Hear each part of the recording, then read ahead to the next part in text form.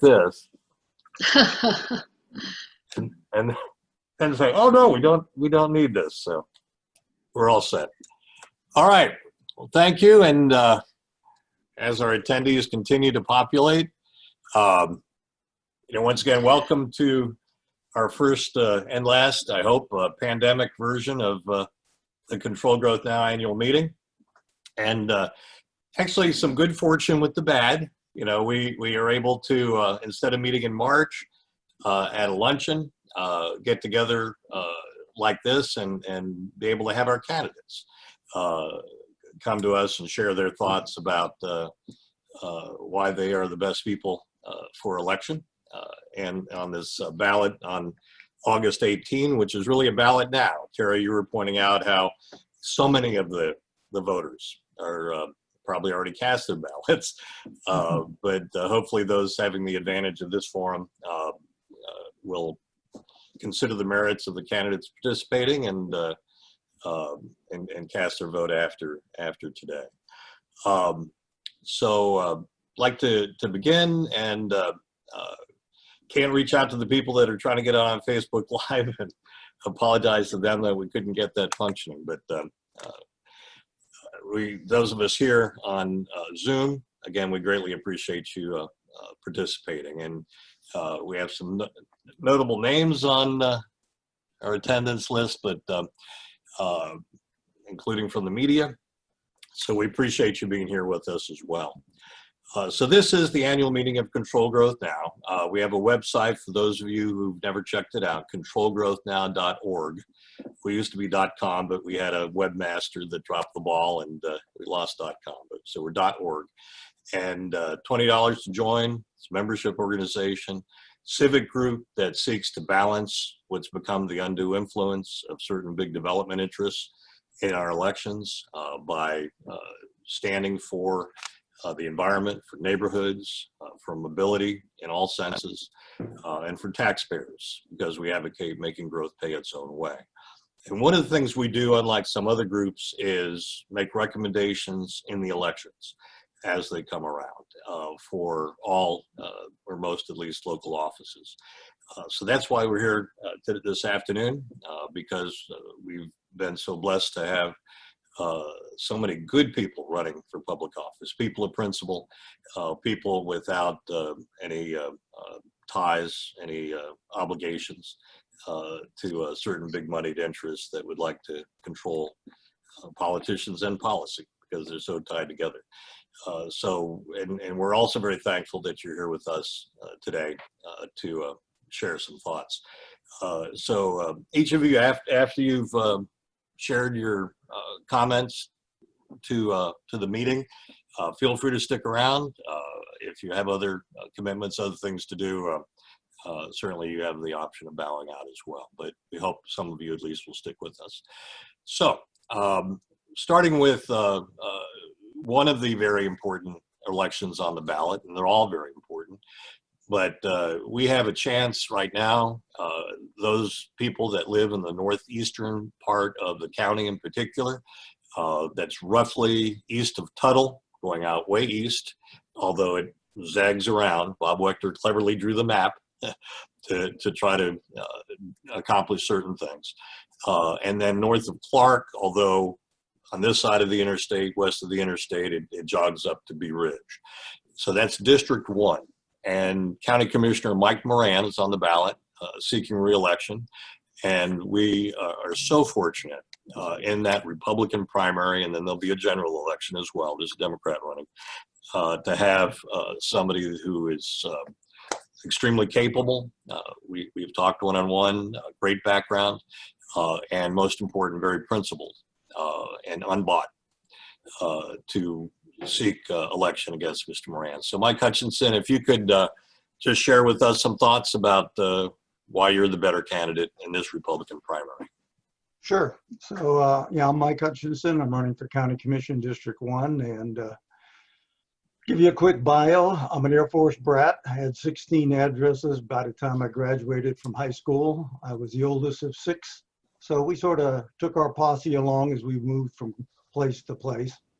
I'm a graduate of Virginia Tech and right after school, I went to work for the Department of Defense working on the government telephone network. Came to Sarasota in 1973 to work with what was then called EMR telemetry, and took a few years to go over to Melbourne to work on the power grid before coming back to Sarasota in '99 to work at L3 on the black boxes that were here. I retired in 2007 and started doing much more in the world volunteer work, and started working with a group called Sarasota Technology Users Group. And I worked in what's called, and I still do, work in what's called the refurb group. And we take in donated computers, we refurbish them and give them out to people in Sarasota that can't afford to have one. We've done over the last 10 years over 10,000 computers. The last 4 years, I've been the president of the Burn Creek HOA, which has started to got me more and more into what's going on in the county. Burn Creek is east of the interstate. Also involved with East County Republican Club. I'm the treasurer and been a member since it was founded. And last year I got involved with Keep the Country Country, which is an organization that's trying to preserve the northeast corner of Sarasota County, actually the northeast corner of District 1, and prevent it from being paved over. So with all that, I started learning a little bit more about what was going on. I wasn't heavily into what's been going on at a lower level in the county. Right out east now we have, everybody knows High Hat Ranch is going to have 10,000 homes. Lakewood Ranch will have 5,000 homes as it moves in from the north. But what really got me going was when the northeast corner, a developer wanted to increase the density by 4 times. So using some changes to 2050 and that involved hamlets, he wanted to increase the density from its current zoning by 4 times. And for some of us living out east, that was a little bit much. We're of the mind that it's rural out here and it should stay rural, and keep some of that if we can. The original developments out east were large acre developments, and they didn't involve clear cutting the land. That's what's going on with the new developments. They just clear the land and put in small lots, and it's very tough on the environment. It's not, in my opinion, appropriate. It doesn't match the existing neighborhoods. So the existing neighborhoods out east need to be protected. As I've learned more, I think all the neighborhoods in the Sarasota County have an issue with that. A lot of this development is impacting existing neighborhoods, even closer to the interstate or on the western side. The last year or two, some of the issues that I've really bumped up against is the sewer water system. It has not been maintained or upgraded the way it should be. As everybody probably knows by now, 800 million gallons of sewer water was dumped into our waterways, giving us more red tide, longer red tide, and blue-green algae. What people don't know always is how many spills are going on. Because we haven't maintained our system, we've had more spills than we should. Just to give an example of one that's out east, most people know about ones that are along the waterways, but we had 663,000 gallons of sewer water spilled close to the Founders Club. All right, so it's not a problem just in town. New developments must have a concurrent infrastructure. We lost that a while back, and we're paying the price for that. Our roads are jammed. The new developments must pay for their own roads, water, and sewer. And an example that I learned about recently, actually last fall, was on June 5th, 2019, Sarasota County transferred $5.2 million from the utility department maintenance budget to the capital budget. And that's directly to help out a development out east that was struggling to get going. They have not been able to financially get themselves going. So that's some of the issues that got me interested in what was really going on. And back at the beginning of the year, I started thinking something needed to change. Looked for somebody that was going to step up, and found out that with redistricting in District 1, pretty much everybody that might run was districted out. So I decided it was time for me to step up, and I hope everybody will vote for me. And look at my website, vote for MikeHutchinson.net, with the 4 being a numeric. Thank you, and thank you, Dan and the group, for giving me a chance to talk. Thank you, Mike. We greatly appreciate you participating. And if I had a function here where we could all applaud, we would hear that. But I'm sure in our minds we are doing that. So again, thank you for being part of this, and thank you for running. I was so pleased when Lourdes told me that that you were taking the plunge. And best of luck to you. Anybody that lives in District 1 or knows anybody lives in District 1, friend, acquaintance, colleague, enemy, get them to the polls for this good man. All right, now turn to City Commission. Terry Turner is running for City Commission in the district. What district number is that, Terry? 2. District 2. Which is the district which is basically downtown in the Barrier Islands, to simplify it. A very crowded race. The incumbent there is Liz Alpert, and I'll turn on the boo function here somewhere, but also crowded race. Joe Barbetta, Martin Hyde, Don Patterson, and Jerry Wells. It's a nonpartisan race, and the way this is set up by a charter amendment that the development interests got through because they wanted to make it expensive to run, as Terry is experiencing, that there's going to have to be 2 votes. Even if Terry takes it, 70%, he has to run for election again in November. And then, who knows whether all the November voters will be informed about city issues and candidates beyond the flyers that they'll get. But Terry is former city commissioner. I'll let him tell you more about himself. Very experienced, principled man, former city commissioner, as well as a lot of other public service and private experience as well. Terry Turner. Can you hear me? We can hear you great. 70%. I like your optimism. Good afternoon, and thank you for inviting me today. I am Terry Turner, candidate for Sarasota City Commission, District 2. I worked for nearly 30 years in financial management and general management at some of the largest U.S. corporations. I mention this because experience in finance, economics, and management are very important to being an effective city commissioner. Since retiring and moving to Sarasota, I have fought for environmental preservation, sensible growth, and livable cities. For 9 years, I was on the board of the Nature Conservancy of Florida, whose mission is to conserve the lands and water on which all life depends. For 6 years, I was on the board of 1,000 Friends of Florida, whose goals are building better communities and saving special places. With Bill Earl and Bill Zoller, I co-founded Citizens for Sensible Growth, which successfully passed 3 sensible growth amendments to the county's charter. I served as a member of the Sarasota County's Environmentally Sensitive Lands Committee, a member of Sarasota County's Planning Board, a member of Sarasota Manatee Metropolitan Planning Organization, and as Dan mentioned, during the Great Recession from 2009 to 2013, I was a Sarasota City Commissioner.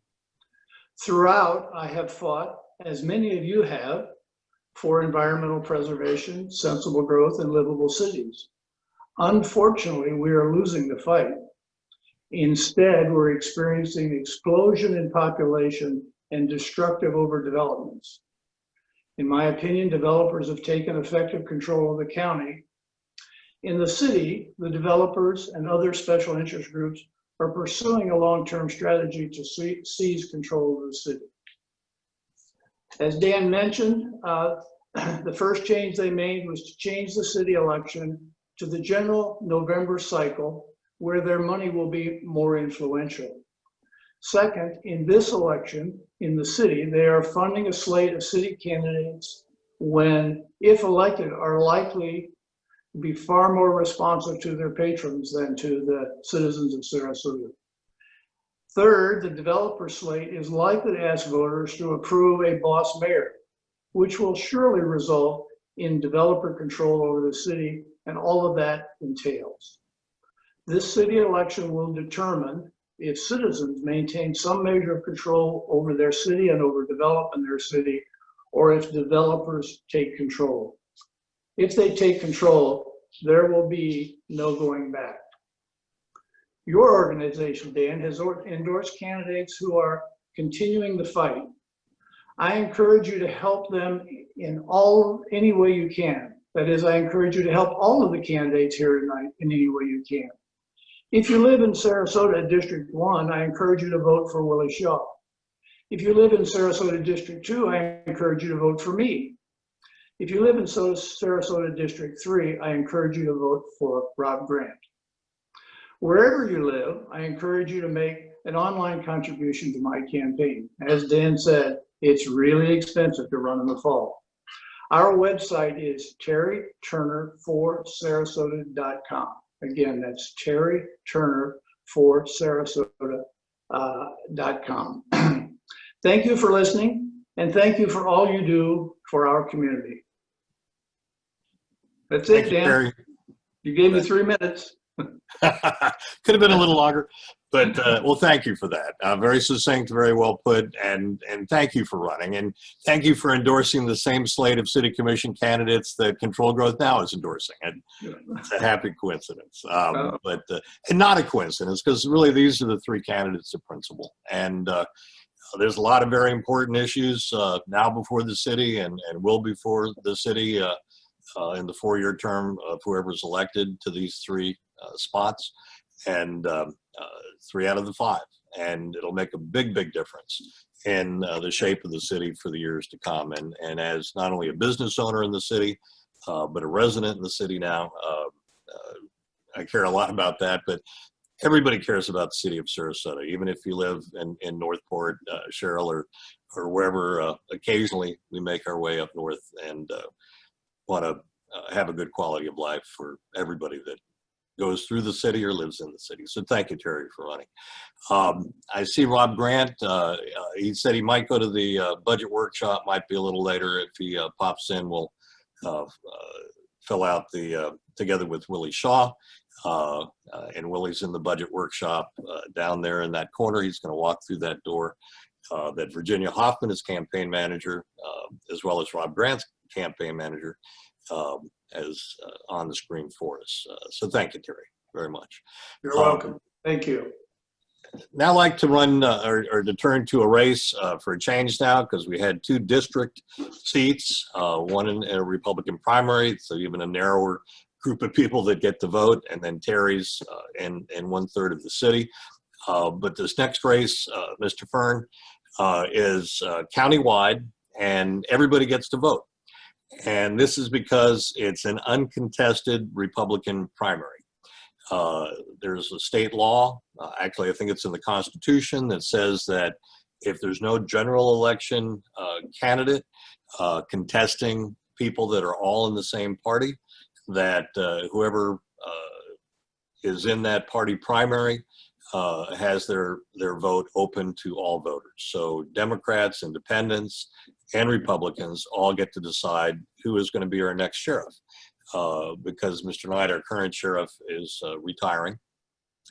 And very important race. You know, we're all concerned about law enforcement, both law and order and appropriate justice. So we have decided between the 2 candidates, Kurt Hoffman, who is being backed by what we call the developer cabal, pouring big money into that race to try to keep control of law enforcement. A scary proposition when you think about it, that a certain political machine would pick law enforcement to influence. But we have an independent candidate, an experienced candidate, capable candidate, and a very principled candidate, Paul Fern. If you could share your thoughts with us, sir, we appreciate it. I'm sorry, are you audible? You're not audible, wait. And I don't know how to make you audible. You can unmute yourself, Paul, or do you even have your microphone on? Do you know sign language, sir? You can hear me, I can see that. Okay, how do we do this? Let me put on chat and see if that helps. Do you have your microphone turned? Because I don't even see a little microphone on your screen. Huh, how do we do that? That's his F part. Let me just see if I have options.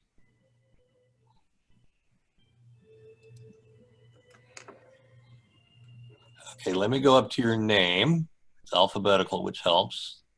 Scroll through our large number of attendees. So let's see.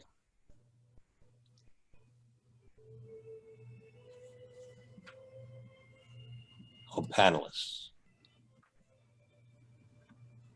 Okay, you don't. This doesn't show that you have a microphone, Paul.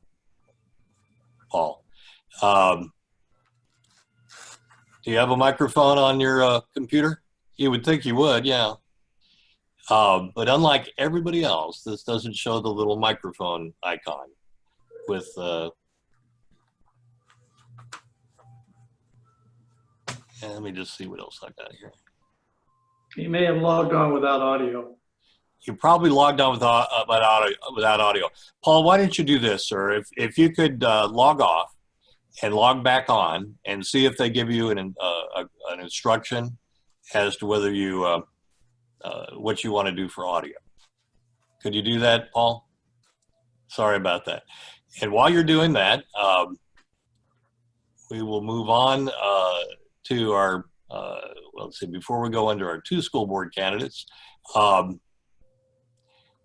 Alex, why don't you, because I know you have another meeting at the same time, why don't you unmute and while we're waiting for Paul to get audio, unmute and tell us why you're the best candidate for Charter Review Board. And let me tell everybody that this is the Charter Review Board that has the right to put questions on the ballot. Amendments to our county charter, our top level of governance. Used to be a very important body. They put measures on the ballot that controlled spending and urban sprawl and a lot of other things. And lately, with the developer influence it's had, it hasn't done a whole lot.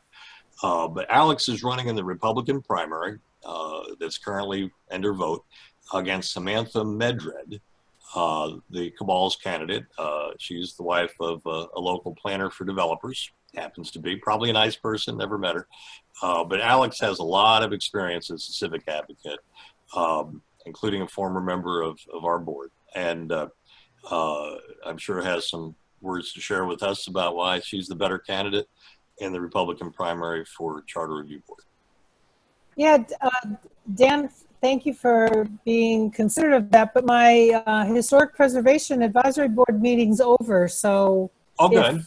If Mr. Fern is back on and you want to stay on topic, that's fine. I'll just sit and listen to it and let you follow the regular agenda if you'd like. Up to you. I still don't see a microphone.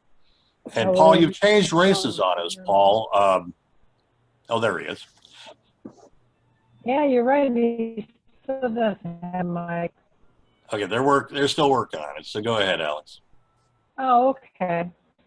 All right. Well, it's nice to see all of these people that are in the panel. Congratulations to everybody for stepping up to the plate. You know, we got to keep on top of this because, like Mr. Turner said, there's too much developer influence in this community, and we need to empower regular citizens to be part of advisory boards. And so I sit on the Historic Preservation Advisory Board for the county. I just got done with a meeting there, and I sit on that board in my capacity as an anthropologist. And, you know, people in the development world that want to be on boards, there's no shortage of planning boards and boards that, you know, they want people with development background to be on those boards.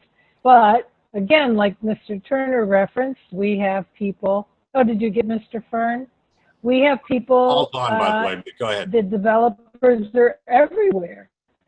Yeah, well, go on to him. That's fine. you can go back to Mr. Fern. if We'll you do want. that. Let's pick up with those good thoughts. Alex, since you can stay with us, we'll go to Paul Fern for sheriff, and then we'll move to school board, and then we'll get back Yeah, to charter review board with Stay you. with you. Well, thank you for filling in with part Yeah, of your great, thank you. comments. Appreciate that. Mr. Fern, can you hear us?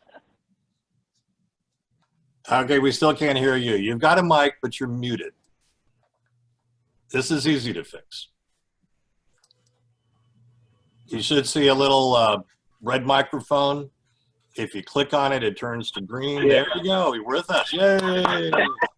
That wasn't there before. We could have the hardest time figuring out where it was at. It was hidden.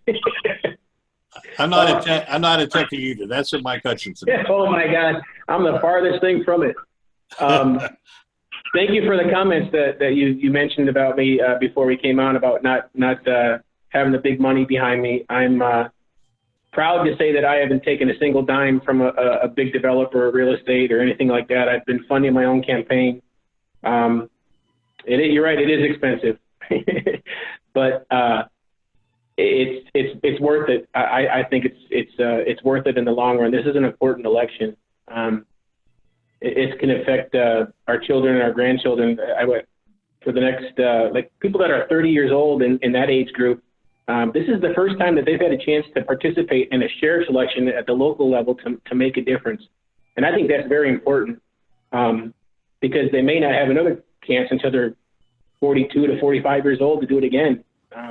And I think that's important. But a little bit about me, I started in 1995 in Manatee County in corrections, moved to Sarasota Sheriff's Office in 1997. I was in patrol and was quickly promoted to special operations, the K-9 division.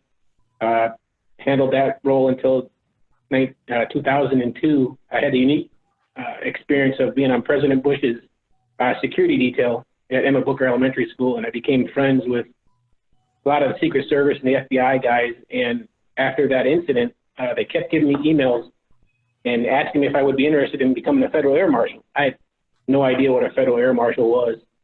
So I looked into it and I said, yeah, that sounds just like me.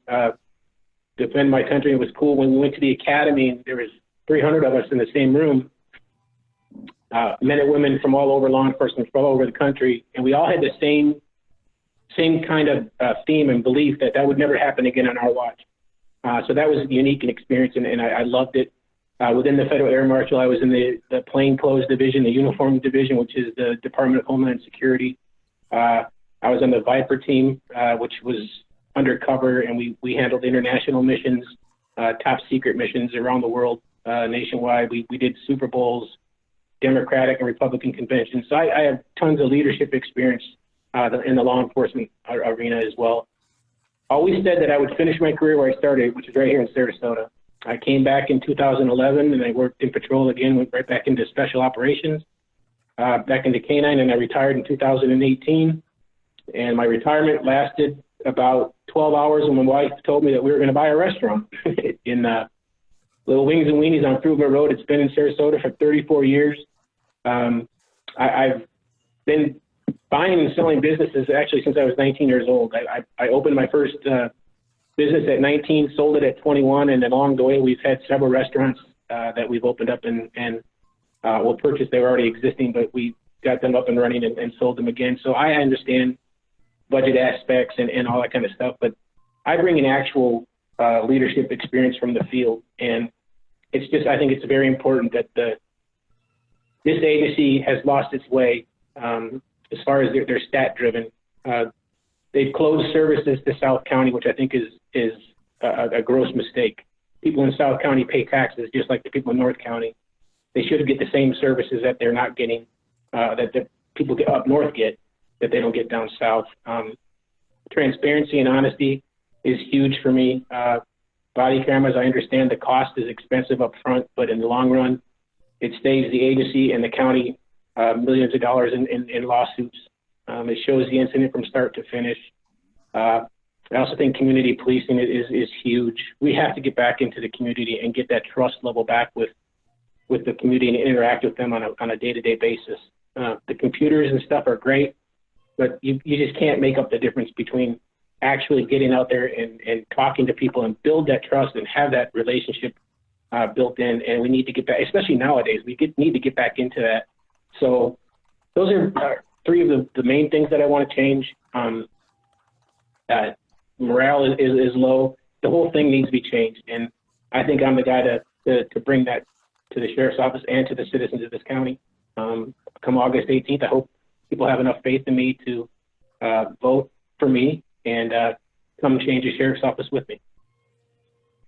Thank you, Paul. Thank you very much for offering your services to the people of Sarasota County. Yes, sir. Do you have a website where people can donate to your campaign?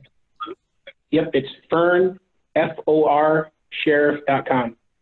And spell sheriff, because that's a challenge for a lot of people. Oh, no, if you can't get it.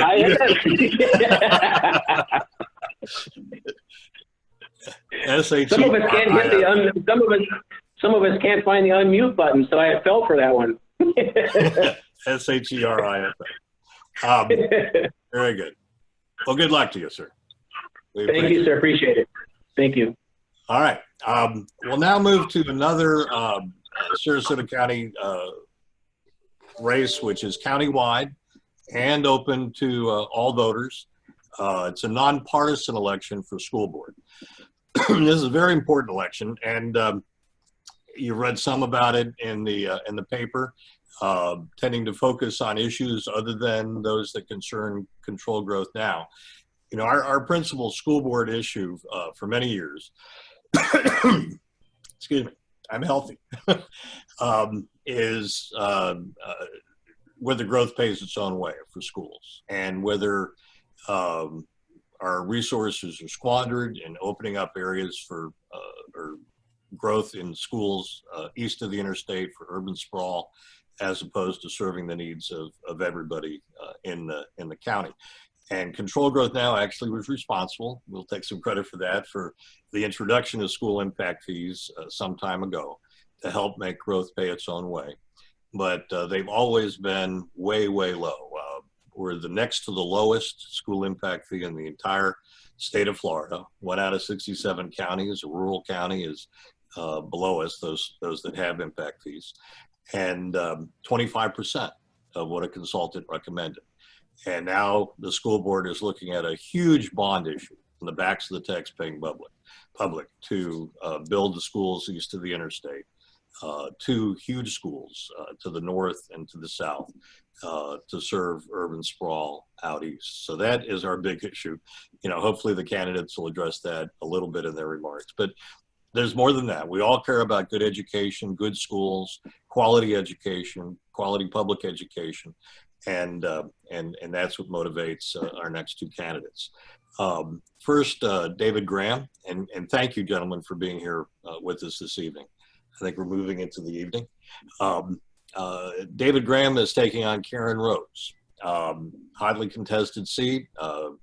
Karen Rose is being heavily bankrolled, big time, both by dark money PACs and by direct contributions from development interests.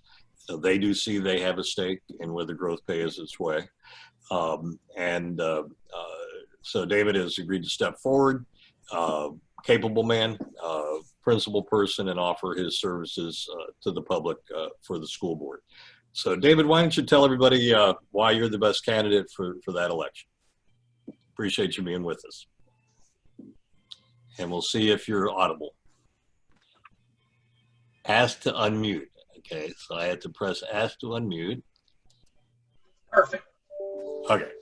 Thank you so much, everybody. My name is David Graham. I am a candidate for Sarasota County School Board District 2, but it is a county-wide election, and our final election, will be August 18th. I'm a graduate of Riverview High School here in Sarasota, and I'm also an employee of the Sarasota County School District. After high school, I graduated with a Bachelor's of Science in Business Administration, and I've been a business intelligence and analytics consultant for 30 years. I've worked for large government agencies like the Department of Energy, the Department of Defense, large corporations, and universities too.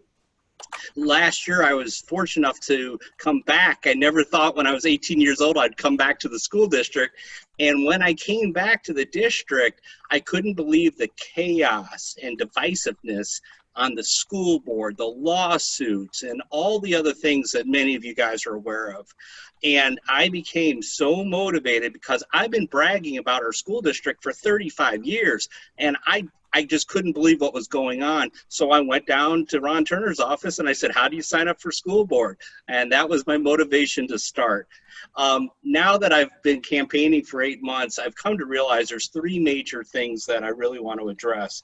Number one, we have large issues with our student population. As you guys know, our community has changed dramatically over the last 25 years. We need to focus on our underserved and undervalued student populations.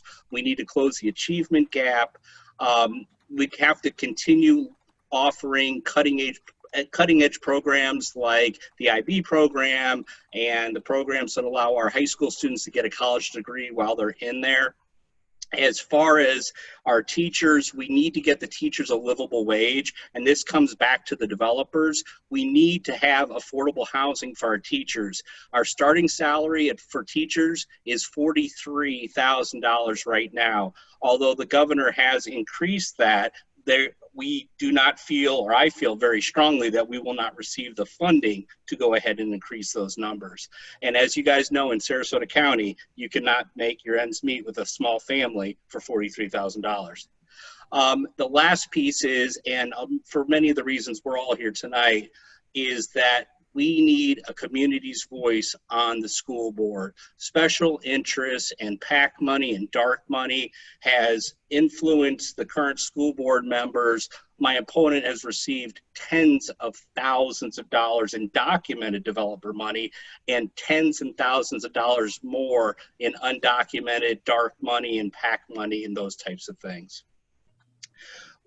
With the impact fee issue, when this came up when I started to run, and I asked why we were only charging a quarter of what the recommended value was, I got many different answers. Once I understood the developer's influence on the different school board members, I really understood why we're only charging a fraction of what we do. I believe this is true for private vouchers, and I believe this is true for development. Impact fees money go directly toward building the infrastructure, our new schools, our new facilities. That's what that money's for. The developers are certainly not hurting, and I do not buy the argument that they will not pass those fees to the end customer who's moving into a nice new neighborhood and want a new supported school for their new neighborhood. So I expect to promote and advocate to charge the recommended impact fee that the consultant says moving forward. And I feel very strongly that it is not Sarasota County Schools' job to supplement any for-profit business. We are not a piggy bank to enrich private individuals or organizations. That tax money needs to go to our students, our teachers, and the wonderful programs we have at Sarasota County Schools. Thank you so much, David. Appreciate that. And just for people that don't know, the school impact fee ordinance has an exception for affordable housing. A developer of affordable housing doesn't charge a school impact fee. So that just supports the argument you were making about growth paying its own way. All right, another school board race on the ballot. This is for seat currently held by Eric Robinson. Eric Robinson actually has never been elected, if you think about it, because he ran unopposed last time. He raised so much money, as he is again, that it scared off other candidates. Well, not everybody was scared this time. We have a candidate that has been bold enough to stand up to Mr. Robinson and challenge his attempt at re-election and offer an alternative to all of us voters in Sarasota County with a different vision for the future of education and schools in our community. So we're very pleased to have with us tonight the other candidate we've endorsed for Charter Review Board, again, on the current ballot ending August 18th. Everybody can vote, nonpartisan election, the final vote for this for the school board. Tom Edwards, it's yours. Thank you. Oh, I have to unmute you. I keep forgetting to do that. I didn't know why I said it that way. I think you're on. Thank you, Dan. As Dan said, I'm Tom Edwards. I'm a candidate running for Sarasota County School Board. I have over 40 years of proven entrepreneurial business experience, and also I have 11 years of small business advocacy at the state legislative level. For purposes tonight, I'm going to just rattle off as quickly as I can. I saw Gail ask a really important question about global warming. To be honest with you, there are 3 important reasons why I decided to throw my hat in the ring. Keeping public schools public and protecting our public schools from the voucher program going to privatization is key for me. The one that's sucking up the most oxygen in every conversation I've been on all day for the last few days is a safe reopening of our schools. This is not a political issue, deciding whether or not to wear a mask. It's a public health issue. So there's lots of things I can talk about as it relates to that and a safe reopening. But the third is an important one for purposes of the folks that we're talking to tonight. To have real change, we have to do 2 things. A, we positively affect the education of our students, and B, we replace ineffective, divisive, incumbent officials. Replacing Eric Robinson by electing me removes this divisiveness, the hidden political agendas from the school board, and would allow me to bring my consensus building skills to heal the relationships for our community, for our teachers, and for the union. And just to quickly circle back about the impact fees and the money raised. Eric Robinson has raised over $140,000. I have raised $26,000 and change. Karen Rose is at is over $70,000, and David is also in the mid-20s. So we have taken absolutely no developer money. They would not control us. I have taken a very dramatic stand about a safe reopening. I don't think we can have a safe reopening. We need to be 100% remote. So being bold and stepping up and protecting our teachers and protecting our students is the kind of person that I am. And so that's how I would be with the developers and impact fees. So I'm asking for your vote August 18th. The impact fees are atrocious. That's the best I can tell you, and I don't want to pay for those new schools. I bet you don't either. Let's get those guys to pony up. Thank you very much, Tom. It's wonderful and inspirational, and we wish you the best. You know, again, with these elections that are ending August 18th, you know, it's a matter of finding people that haven't voted yet. Most people, I don't think, haven't or have. But and getting them to vote and turn out and vote the right way. So hopefully we can all do what we can towards that end. So thank you for running, and we wish you the best. All right, now we'll return back to Charter Review Board. Alex, you're back on, and sorry to interrupt the flow of your thoughts earlier. Thank you for deferring to our sheriff candidate in that respect, but please continue. Why should you be elected to Charter Review Board? Do I have to unmute you again? Hold on. Ask to unmute.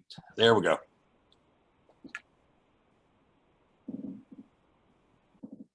You should be back.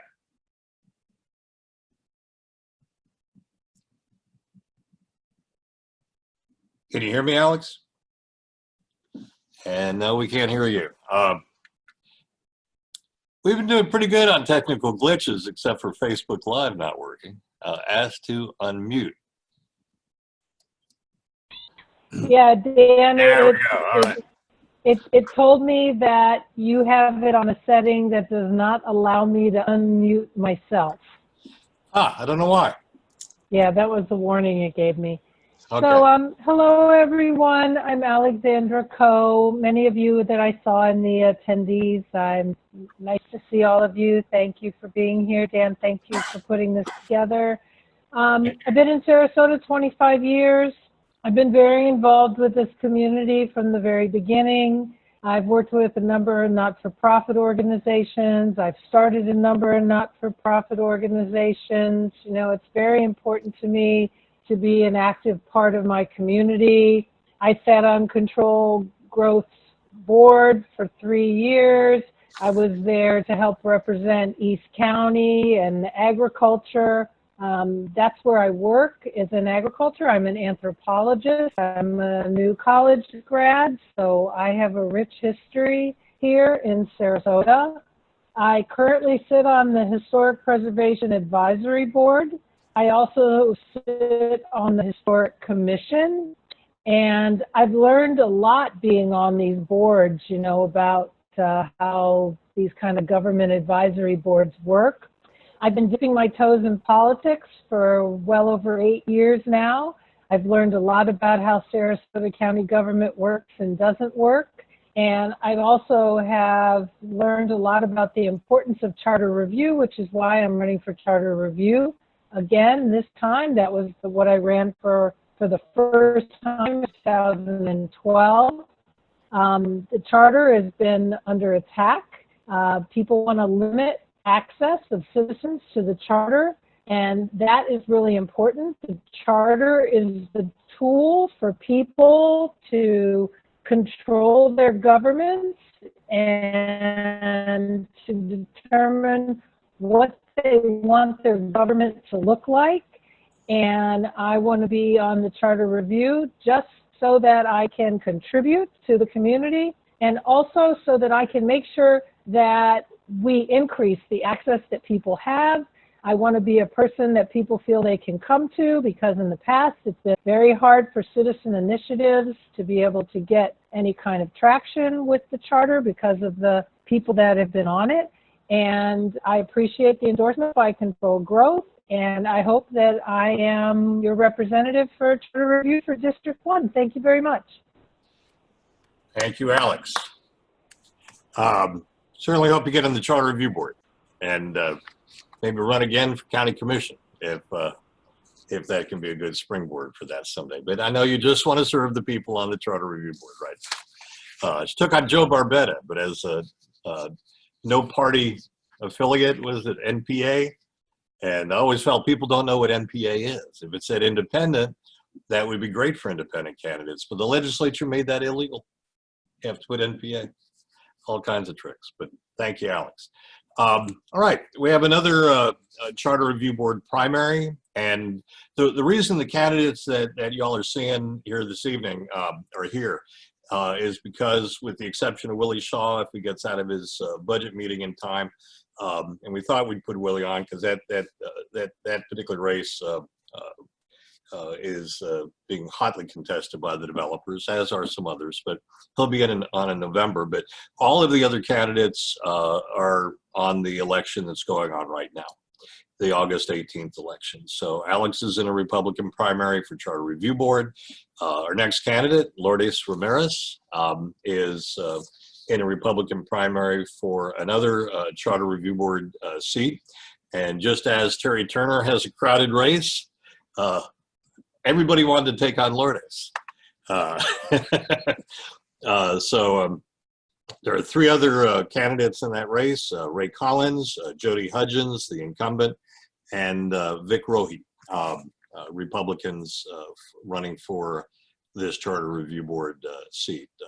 So Lourdes, you're a familiar face to anybody that's been involved in the county for a while, ran a good race for county commission a couple times, right? And but now you're seeking election to the Charter Review Board. Tell everybody why you're the best candidate for that election, if you will. And I need to do this. See, next time I'll know not to require me to do this. I'm not good at following instructions. Ask to unmute. There you go. And are you audible now? Yes, I hope you There can you hear go. Good. me. Okay. Hello, everyone. I'm Lourdes Ramirez, and I have been involved in Sarasota for at least 21 years. When I moved here, I was in the semiconductor sales industry. And when I moved here in Sarasota and I started to see the overdevelopment, this is in 2002, I decided to get more involved. I originally joined the Siesta Key Association. I became its president. I was on that board for 9 years. Then eventually wound up at CONA, the Council of Neighborhood Association. I was their president for a while. And then I started getting more involved in politics. And currently, president of the Republican Women's Club of Sarasota. And I've been on the board of Sarasota Republican Club, the Republican Executive Committee, just really active. And as Dan said, I ran twice for county commission. And it just seemed that developers get a little nervous when my name pops up and they throw either money or people at the race. So I suppose that's what happened here. Now, the reason why I'm deciding to run for Charter Review Board is because I believe, a lot of people don't realize the charter is our constitution. And of the 67 counties that make up Florida, 20 has a charter, and we're one of them. We're very lucky. I remember when I was on the board of the League of Women Voters, people in Manatee County would ask me to speak there about how can we get a charter, because it's so important. It's a way for us to self-govern. And as long as we don't conflict with state or federal laws, we can put in laws in place that just pertains to us in Sarasota County. Now, the one thing that really irked me in 2018, when we had those 13 ballot amendments, and we had to go through all of it, the county commission put in one at late August of 2018. So it didn't give anybody the opportunity to try to fight this referendum or understand the referendum. And that particular referendum, at first, when you look at it, you would think, oh, it's only about changing citizen-led amendments from a special election to the general election. And that's probably a good thing because special elections cost money. But as it turned out, it also had other restrictions, regulations on citizen-led amendments. So if a citizen wanted to put something on the ballot, now we have all these restrictions. We have to, originally we had 5% of the voters sign petitions and then we can get something on the ballot. Those signatures did not expire. Now, if you wanted to get something on the ballot, you need 10% of the voter population, which is over 30,000.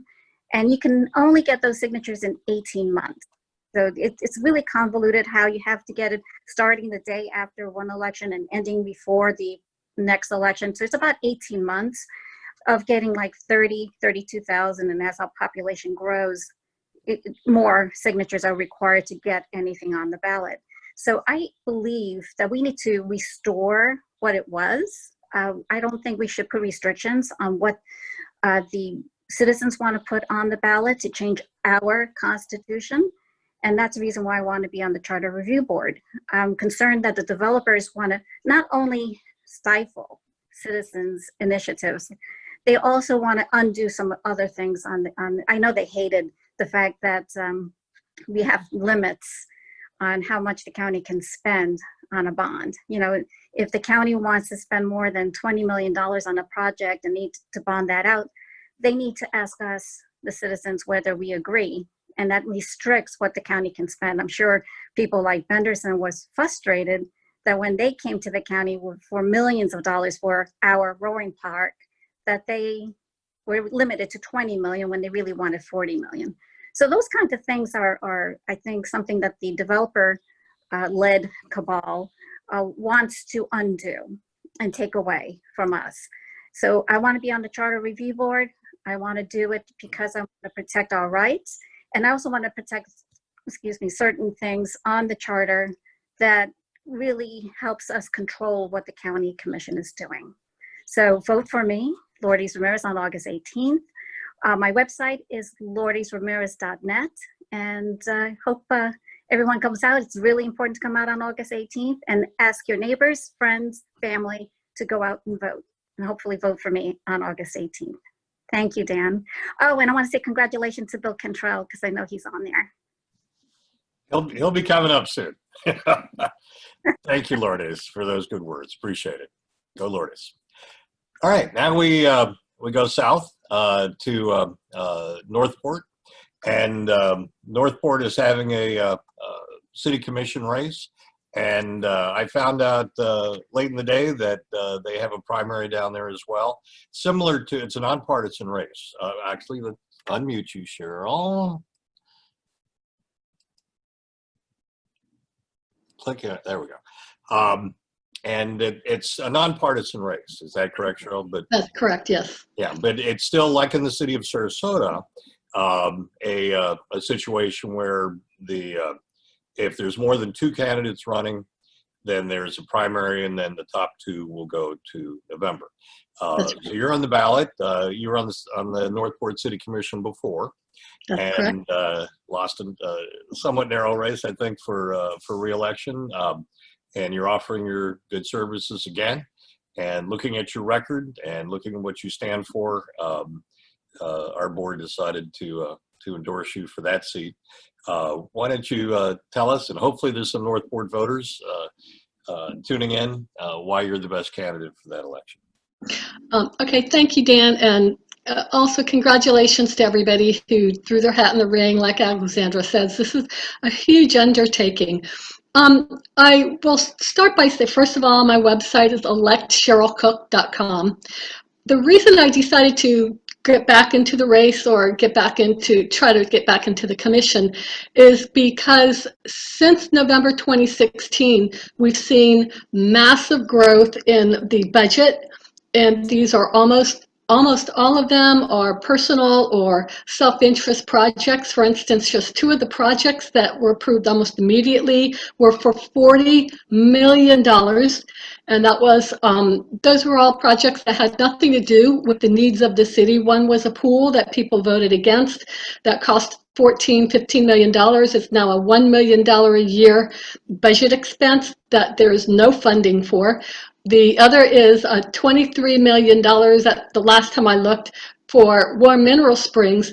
And be aware that the commission never changed the zoning on Warm Mineral Spring property. So at some point, if the people in Northport continue to elect developer-friendly candidates, such as my 2 opponents, this property can be developed to its fullest, meaning condominiums on public property, a hotel on public property. It's got the ultimate density allowable for any kind of property. They never changed that when the city ended up purchasing the property. So we're looking at some massive undertaking in the future if the people of Northport continue to vote for the kind of people that are already in office. My background briefly is my mom and myself opened a court reporting firm as soon as I graduated high school. We grew the business, and in 23 years, we sold it to a national consortium for a very healthy amount. I was able to retire, and I moved here to my home in Northport in 2002. And as the business owner and growing a business, I was involved in personnel issues, meeting payroll under very dire circumstances, sometimes negotiating leases, everything that's involved in a small business that grew to a medium-sized business. So that's my background. I took that background and applied it when I was in office. You can see on my flyer that's on my website, electcherylcook.com, you can see the legislation that I either sponsored or that I put in as a leader. And I did help write. You know, Dan, I'll have to tell you, your group is called Control Growth.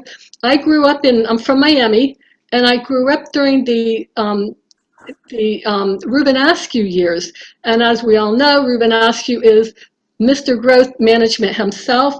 He's the one that introduced the legislation and was able to pass it through the Florida legislation for growth management. And what people don't understand, and I really wish that Mayor Shaw were here, because he helped lead the fight for what was called the Quality of Life Committee on the Southwest Florida Regional Planning Council. What growth management is, it's not environmental tree huggers. It is just like you all espouse here in Control Growth. It's the management of growth in all aspects, and that includes schools, that includes social aspects, it includes crime, it includes every aspect of life, and it's to control the growth so that you can control the quality of life as you grow. I mean, everybody expects Florida is going to continue to grow. I served on the Southwest Florida Regional Planning Council for 4 years when they met monthly in Fort Myers. I was on the Sarasota County Tourism Development Council for 4 years, all representing the city of Northport. I was on the Charlotte County National Estuary Program. There he is. There's the mayor. For 4 years, I was on the grant committee. And all of these different programs that I sat on those were my training grounds. So besides growing up under growth management and sunshine law under Governor, I want to call him Askew. So Governor Ruben Askew. Besides that, I had the actual in-scene training. And I'll have to tell you about the mayor briefly. I was very proud to be able to serve on his quality of life committee in the Southwest. Really, she's saying good things about you, sir. It's actually true. And what was so important about that is this was a regional council, meaning it reached all the way up to Sarasota, North Sarasota, all the way down to Fort Myers, over to the other coast of Florida.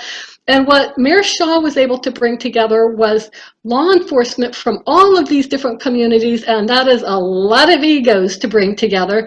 And he did so that he can discuss different kinds of safety issues for the region, because we all share boundaries, wildlife corridors, water, and growth management. So that is my background, and I'm actually very proud to say that I assisted former mayor of Cape Coral, Jim Birch, in writing it was legislation for what are called pre-platted cities, and pre-platted cities, of which Northport is one. These are huge cities that were put into general development. I know I'm talking long. That general development brought in.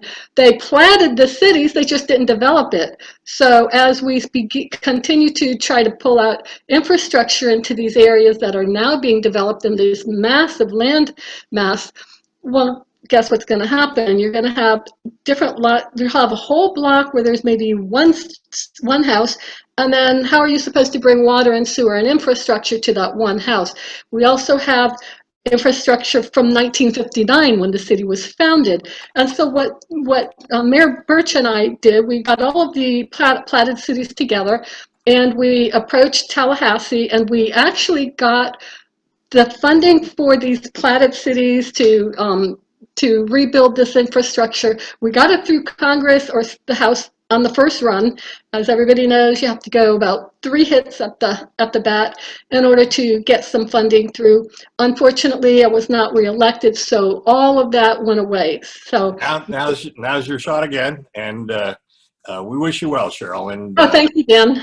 And hope you're able to do all these good things in your next. Okay. Okay, we have 2 more candidates with us, and let me unmute you both because I've been negligent about doing that.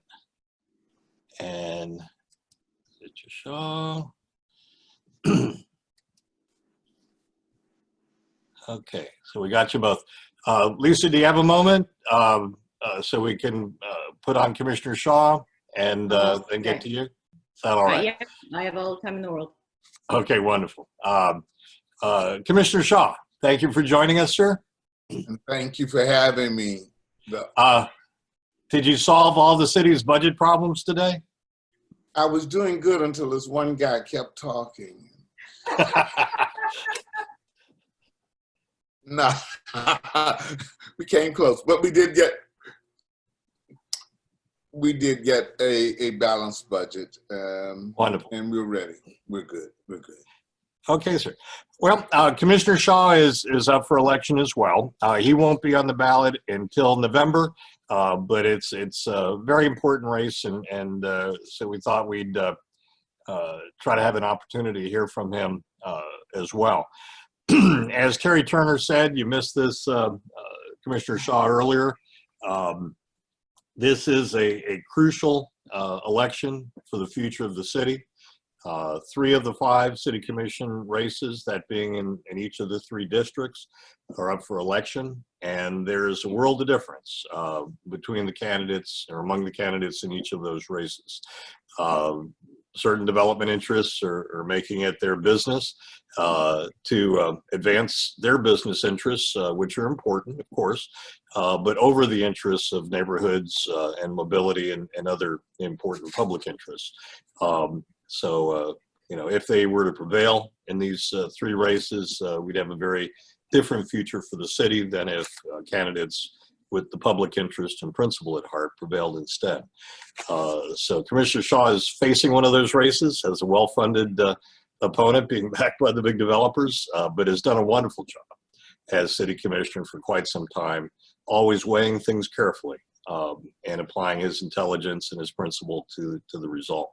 So thank you, Willie Shaw, for being with us. And if you could share some of your thoughts about why you're the better candidate in this race for city commission. Oh, definitely. Let me just say that this is a most important race. One of the times of the many that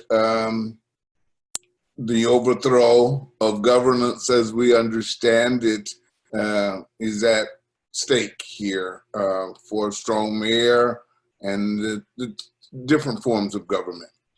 I am the better of the candidates, one, because I am the incumbent, not just a incumbent, but I am the incumbent. I'm the incumbent that has made it a priority to be involved at every level of government. As Ms. Cook said, I have sat at the Southwest Regional Planning Council, where I now chair 6 counties this time. I have chaired the Minnesota League of Cities, Sarasota and Manatee. I have chaired the Metropolitan Planning Organization, responsible for all the roads between Sarasota and Lee County, Charlotte County. I have at state chaired the human development committees. I'm involved in the welfare and the health of this community as I know it. I am not like many people. I have a family history of over 110 years here. I have 33 years of U.S. Postal Service. I'm a Vietnam era veteran. This is home. This is my lifeblood. It's welfare and the safety of this community is everything to me. I'm a part of it. I'm a part of it in just about any area, any venue that you want to talk on. I'm very, very interested in our law enforcement, definitely. It was through my coming into office that we brought DMI, the Drug Market Intervention, into Sarasota. We have seen a 25% decrease in crime for the first time in over 20 years in District 1, the district in which I live. It's the first time in the last 2.5 years, 3 years, that we have had one officer to a car. And only District 1 was there 2 policemen to a car, and it wasn't necessary. That was big, getting that change. I have been very, very active in working both sides of the table in getting jobs, job creation, skill sets. One of the things that we were able to do last year was bring 8 individuals into air conditioning. And that's big. And I'm not just speaking of people of color when I speak of this. I'm speaking of people from the city and the county of Sarasota. The number of people who come into this area and getting the jobs and taking the money out of this area has become a very pivotal point for me to work at. Housing, one of the things that is most important to me is having the people from here stay here. We raise them up, we grow them up, why must children leave Sarasota? They go to school here at either Ringland or New College, and then they come back 20 years later after they retire to retire in Sarasota, when they could create their own businesses and work from here. These are the things that make my day what it is every day that I get up and can get into this area. I love the work that I do. I can't say enough about it, and I'm open to any questions that anyone may have or would like to ask.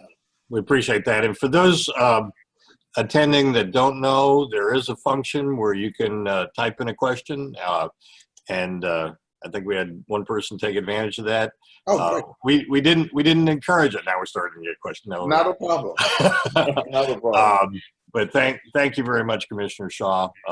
And again, can't say enough about the wonderful principal job you're doing. Thank you. We have one more candidate with us, and that will, unless we get one more logging in, Rob Grant, running for City Commission, said he was going to attend the budget meeting, but I see that's over, and maybe he wasn't able to make it, but he enthusiastically embraces our support, and we've had a long talk with them, and definitely stands on our side of the issues, protecting neighborhoods, the environment, mobility, and wanting growth to pay its own way instead of squandering our taxes on things developers should pay for instead. So even if Rob can't make it, we wish him the best. Also, before we get to Ms. Shitaro, Nicholas Trolley, also running for Northport City Commission, sends his regrets. He had a family emergency. Hopefully it'll turn out all right. But he is attending to that this evening instead of being with us. But we're also supporting Nicholas Trolley for another seat on the Northport City Commission. So that brings us to the state attorney's race. And this is a Republican primary. Only Republicans can vote, but it's countywide. So every Republican in the county can vote in this important primary. The state attorney presently is Ed Brodsky. He is seeking re-election. He's got a Democratic opponent willing to try to tear him to shreds, but that opponent may not have a chance if our preferred candidate wins the Republican primary instead. When Paul Fern was talking a moment ago, Lisa, you had another engagement. You probably missed Paul, but we were talking about how regrettable it is that a big political machine run by the biggest developers in the county sees itself to have an interest to try to have influence in law enforcement in our community. I mean, it's a scary proposition, pouring all the heavy money they are into that race and into yours, but not to you. So why don't you share with everybody why you're the better candidate in the Republican primary for state attorney, Lisa? Thank you. Whoops, you're not unmuted. I thought you were. Okay. There we go. Thank you. All right. Good. Thanks. Yeah, I'd love to talk about my race and tell you why I believe I'm the better candidate to take the job from my former boss, who I used to work for. And I was on, so I didn't have the opportunity to listen to everyone. I wasn't sure why I was on the panel or couldn't see everyone, but nonetheless, I did get to hear everyone. It is true, it is very difficult, as Paul said, I'm basically self-funding my own campaign as well. And with the COVID and the difficulties that people are having, I felt the same way that Paul and other candidates did, is that our elected offices must run independently and be free from any appearance of undue influence. And a lot of that comes from the big money that a lot of the candidates discuss, and that's been discussed on this forum, and I've experienced it and seen it out on the campaign trail. The reason that I'm running for state attorney is a lot of what's been discussed and a lot of what these very good candidates and I've gotten to know on the campaign trail is that we're disconnected from our government. As a whole, we don't trust our elected government officials. Our government officials we elect to represent us. They're there to uphold the Constitution. And I'm a Republican, so I believe that the Constitution is there, a contract between the people and government, who in effect is ourselves, to protect us from ourselves. I believe in freedom. I believe in liberty. I believe in the less government, the better. I believe in low taxes. And that's why I'm running, is that I believe we're at a point that we must pursue very vigorously to rebuild, promote trust in government. And I vow to bring back accountability, which is to be visible in the community, to be engaged in the community, and to have the community accessible to the state attorney's office. Objectivity, the state attorney's office is the final legal authority in the minister of justice. And justice, it doesn't mean to seek convictions.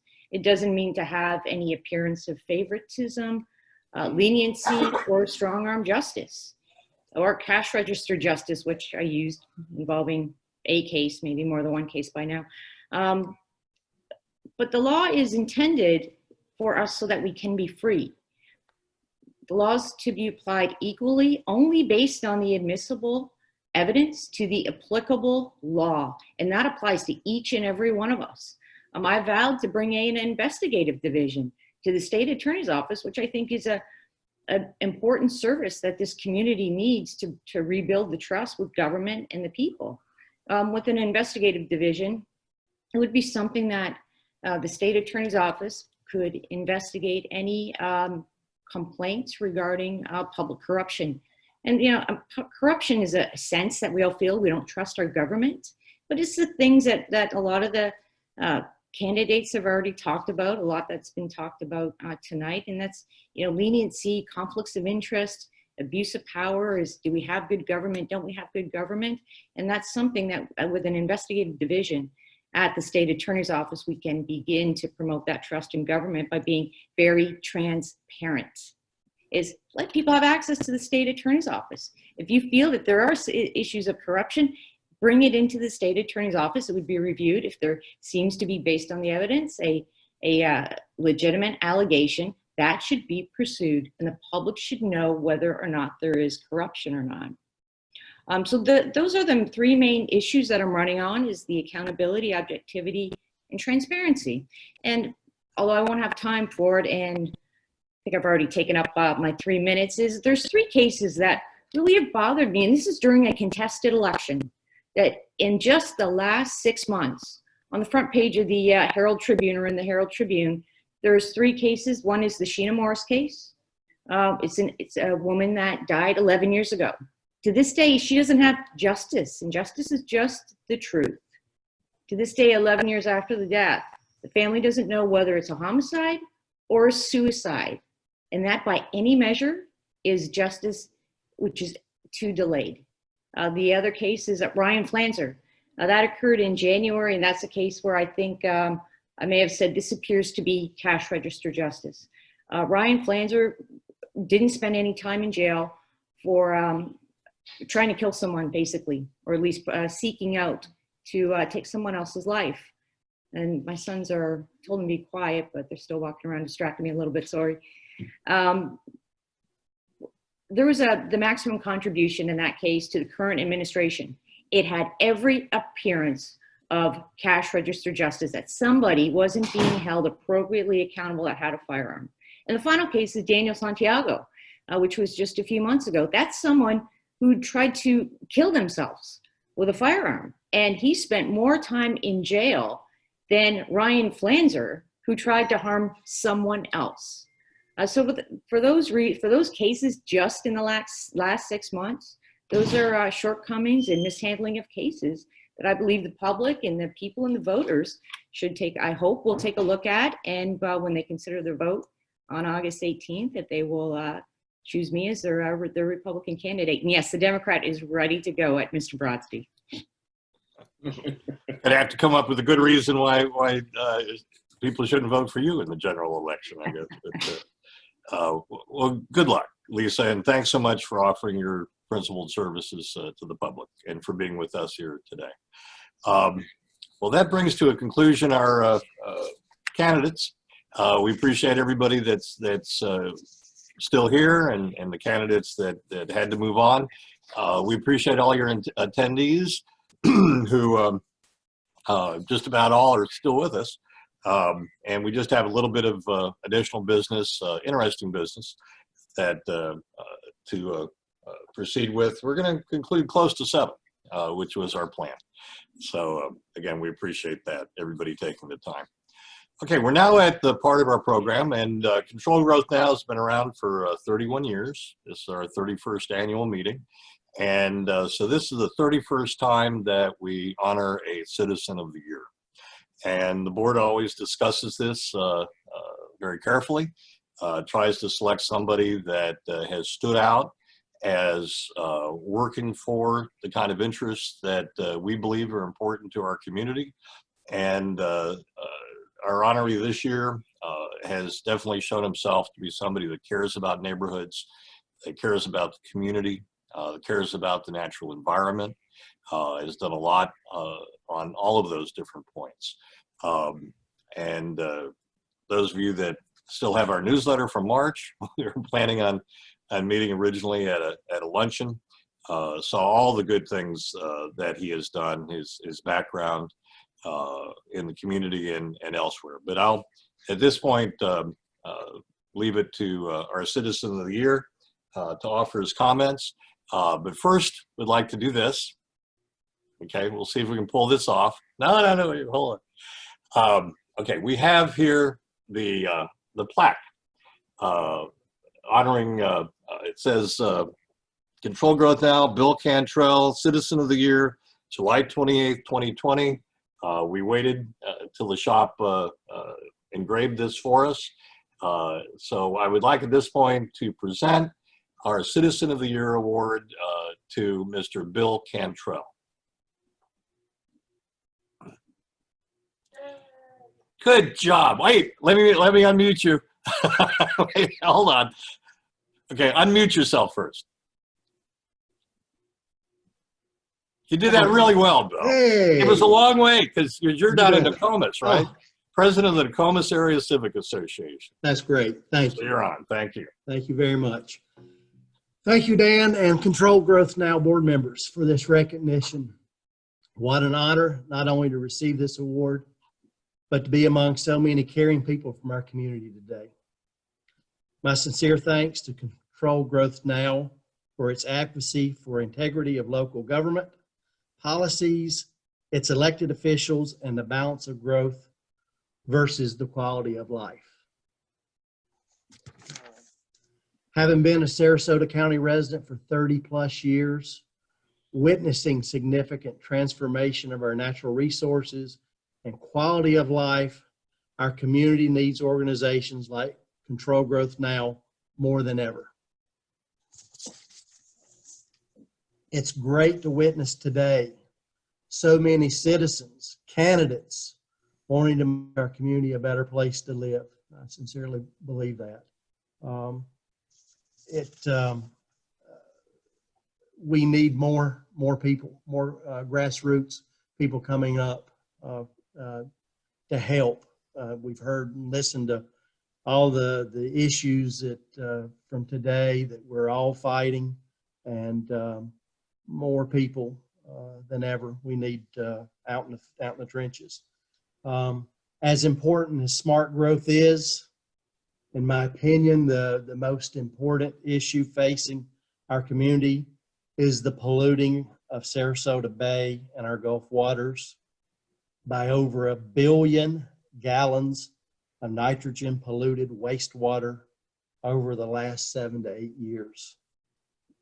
Sarasota Bay is a regional treasure, generates over $1 billion a year into our economy.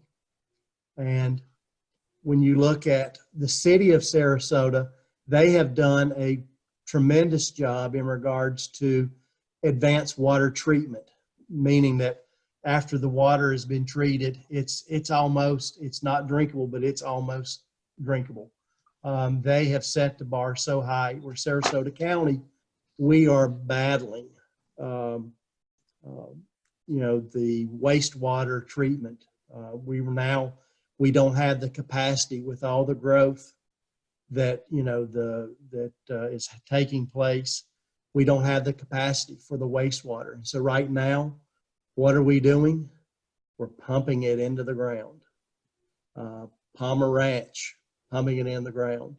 And I've just learned that maybe even the Bee Ridge extension is now deep water pumping. It's unacceptable. And I want to shout out to some people and individuals in our community that we're so blessed to have. I look at what John Thaxton and Steve Swa are doing right now.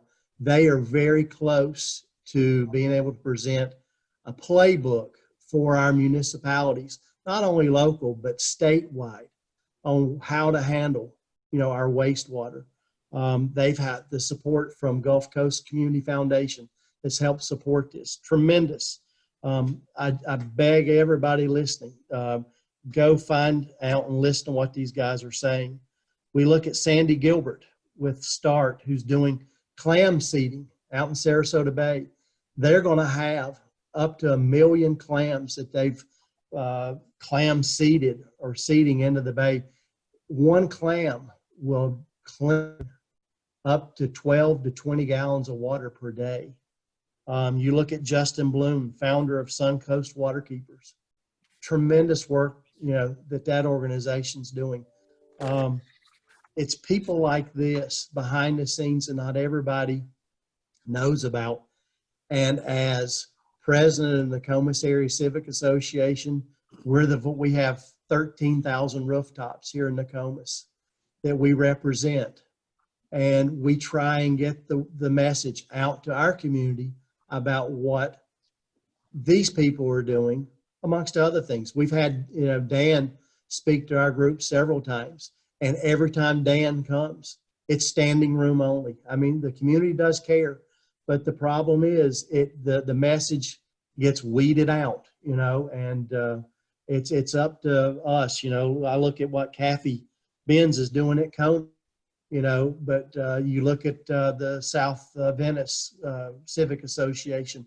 But we've all got to work together, and we've all got to have a voice, because if we don't have that voice, these people that want to practice not smart growth are going to continue having their way.